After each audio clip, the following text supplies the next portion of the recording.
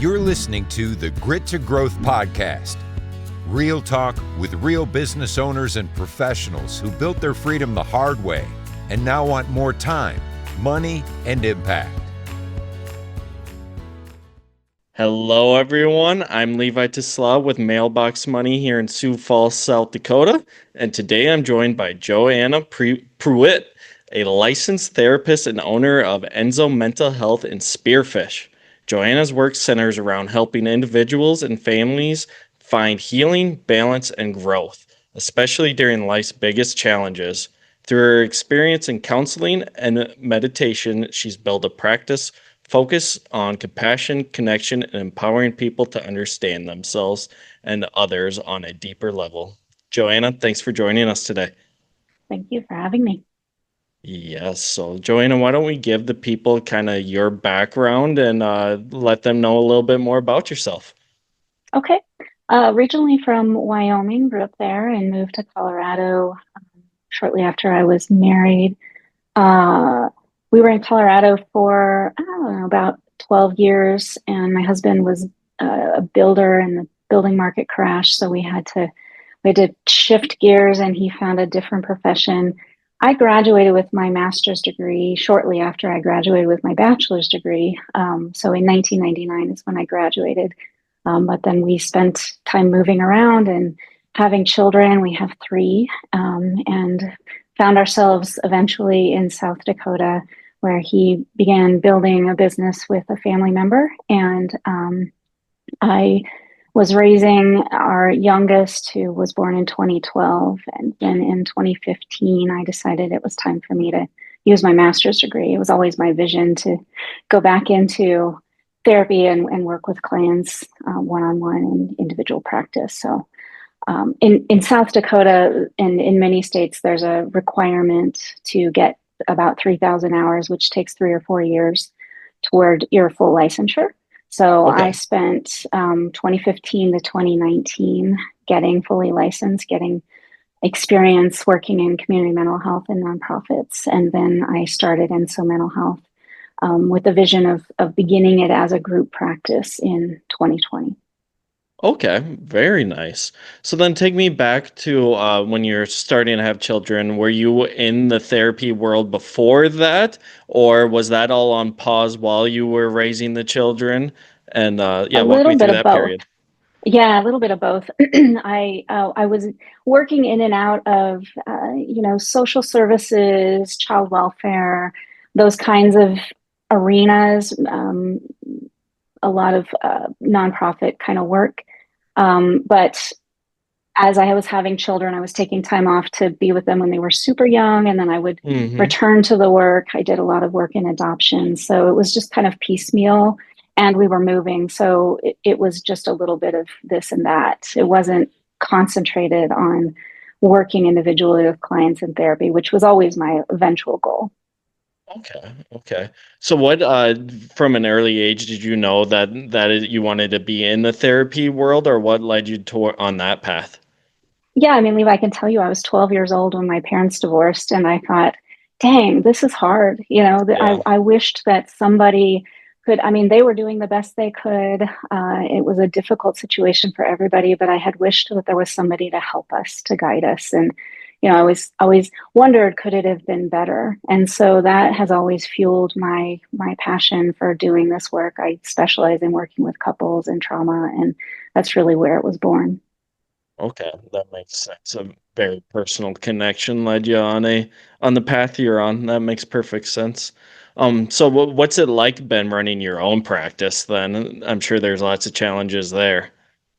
Yeah, well, the first of which being, getting licensed is a big challenge. I was originally licensed in both Wyoming and Colorado before I moved to South Dakota. And South Dakota has some different rules around getting licensed. So I had to actually go back to take one graduate course to finish off Really? the requirements that South Dakota had. And this was, 15 years, 20 years after I'd already graduated. So had some feelings about that, but I got it done. So that was a challenge number one. And you probably heard me say I started the practice in 2020. and we all know what was going on in 2020. So Of course. that was an interesting time, but it worked out actually quite well. It was kind of like making lemons out of lemonade when it came to the pandemic, because very quickly my industry had to shift from in person to providing telehealth for really the first time ever, being reimbursed by insurance for that and making that allowable under the necessity that the pandemic brought. And that it has brought our industry forward in so many ways that otherwise it would have taken much longer to happen. So um, there was a lot of need for mental health, and I was able to grow the practice quickly. It was just me in 2020. By Okay. 2021, I had brought on my first hire, and then an intern who's now still on staff with me. Both of them still are. And then the next year I brought on three, and the next year I brought on three more, and we're up to 9 now. So Wow. the practice has grown quickly, and we have a couple of administrative assistants to support us as well. So what is the split like kind of nowadays between the online and in person? Is it close to 50-50, or I really have no idea what that's like? Yeah, it's interesting. I belong to a coaching group of other group practice owners, so they're all over the country, and it's different in every region. In South Dakota, it's much more prevalent to be in person. People here don't seem to be as open to telehealth. They'd really rather be in the office. So we probably do, it's probably close to 90% in office now. Okay. Wow. Um, and 10% is telehealth. But also in South Dakota, as you know, we have weather in the winter, Yes, we and do. there's a lot of rural communities that can be served, and so sometimes people just can't or don't want to travel, and so it's a really nice option to have. Absolutely. So then on the online component, like you mentioned, having to be specifically licensed in each state, I'm assuming then that kind of even runs, it's not like someone who's living in, say, California can call into your practice, right? There is guidelines Yeah, there. that's right. Yeah, at this time you have to be licensed both in the state where you're practicing, where you're located, and in the state where your client is located. That's something I never really, you hear the ads and everything, and that's something I never really thought about, the actual inner workings of that. Uh, Hmm. you mentioned that obviously COVID is what kind of sprung on this online. Was there any of it really going on before COVID, or was that It really the was really transition? rare. It certainly wasn't something that I was aware of happening on the regular, and definitely not something that we had parity in the mental health field as far as insurance reimbursement goes for. Hmm. We would not be reimbursed for that, whereas some medical providers were already doing that. But in mental health, it really wasn't a popular thing if you were an insurance-based practice. Okay, I get you. Well, let's get into kind of what Enzo's specialty is, and what you guys all cover in your therapeutic work. Yeah, so I started Enso Mental Health with this vision, having come through nonprofit work and community mental health in order to get my licensure. I learned so many things and really valued my time in those agencies. And the other thing that they taught me was there is this expectation, at least in the mental health industry, where as we're coming up to get our licensure, we're expected to really just put our heads down, and unfortunately the expectation is to be overworked and underpaid.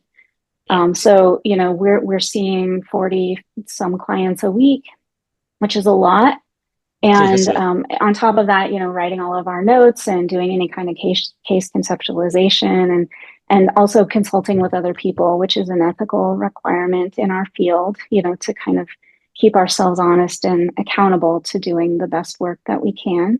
And you can imagine that if we're seeing 40 clients a week and getting paid, $20 an hour for that work, that can lead to burnout. So one of the things that I wanted to see if I could do and spurred me to start Enso Mental Health as a group practice is to see if I could figure out a way to make it better, for, to kind of reach my hand back to the people coming behind me, and cultivate clinicians who who can do better because they're not overworked and they're getting paid what they're worth. So that was really the impetus for starting Enso Mental Health. And it was always my vision to grow it into a group practice to help form the next generation of therapists.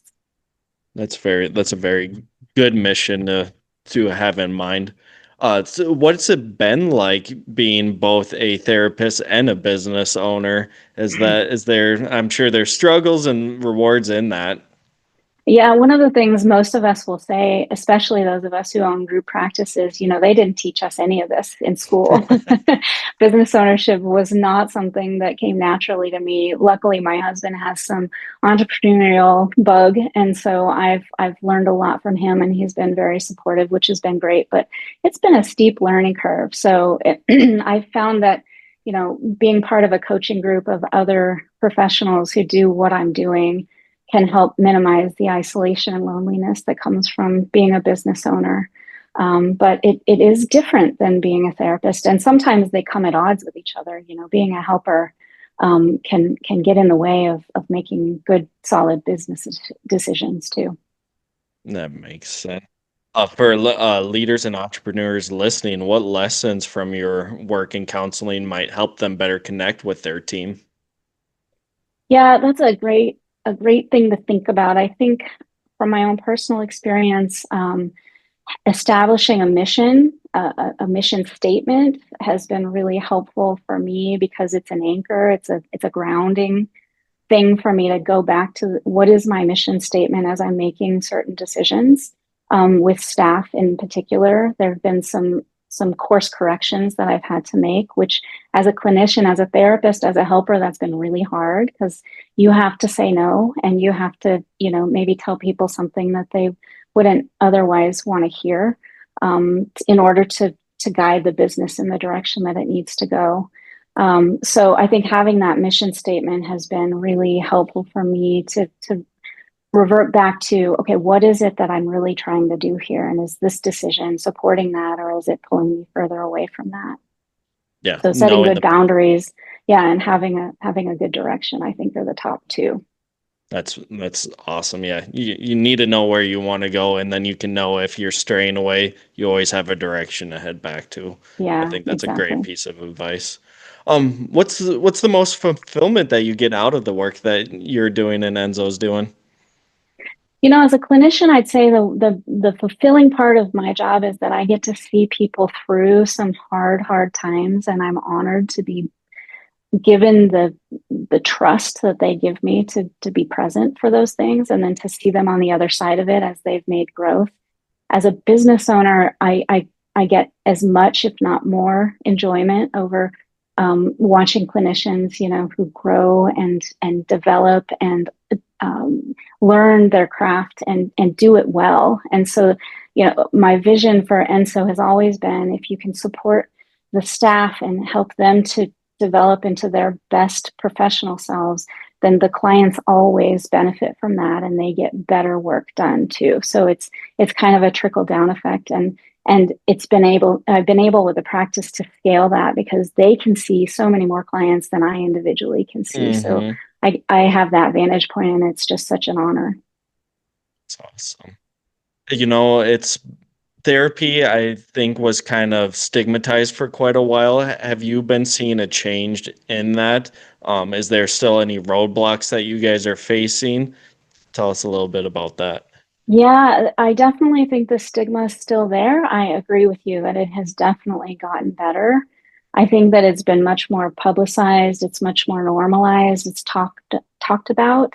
I think one of the needles that we've seen move in particular is that we're seeing a lot more men coming into therapy, which is amazing, and they're doing great work. And I think that has no way other than to trickle into the larger community as a benefit for everybody. That more and more people, not just men but women and children, and couples are seeking help sooner, and they're more readily, they know it's more readily available because it's being talked about in the larger culture. So I think that's been a really nice thing, and I think we have more work to do, but I think we're headed in the right direction. So think telehealth is another good example of that, making it more accessible to people and covered by insurance and just something that people can access. I agree. I once heard that, this is what clicked with me is that, you work on your physical health, right?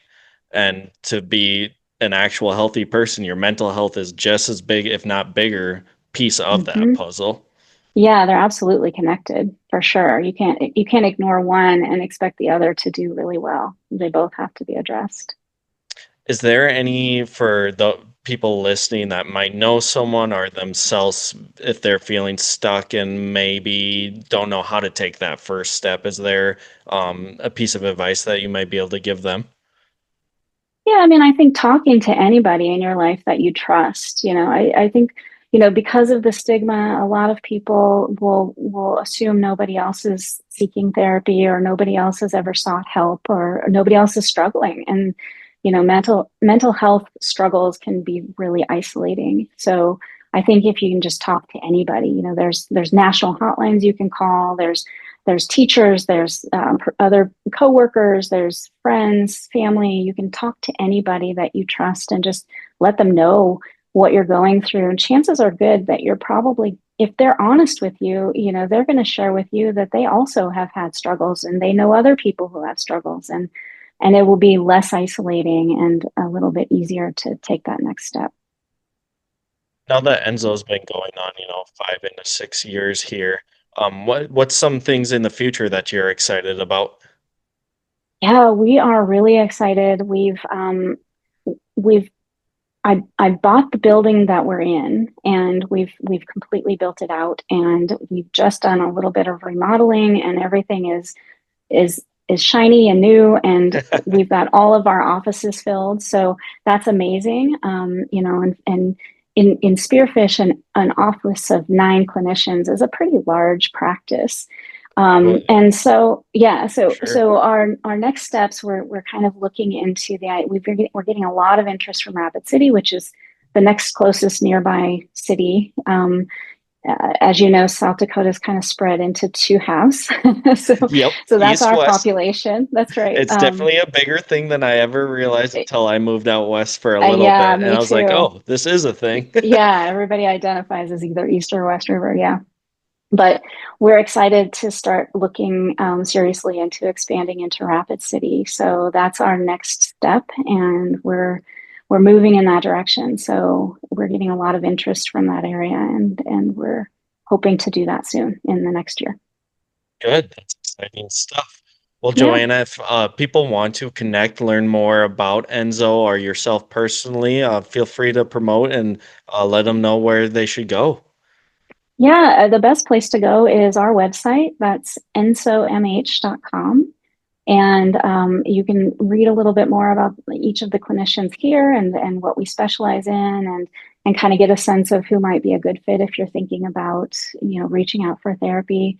You can also give us a call at our Spearfish office at 605-519-5850. And we would love to talk with you more about whatever needs you might have. I'd also like to kind of put a shout out for anybody who's maybe interested in growing their own clinical skills. If they want to be part of the Enso team, we're looking for that as well. Awesome. Well, thank you so much for joining us. I think everyone's going to get real benefit out of not just hearing about the mental health side, but how someone can blend a business with a passion for helping people. So thanks again, JoAnna. Yeah, thanks so much for having me. It was fun. Awesome. Well, we'll see everyone on the next one. Know someone with serious grit and a great growth story? Send them our way at grittogrowthpodcast.com/guest.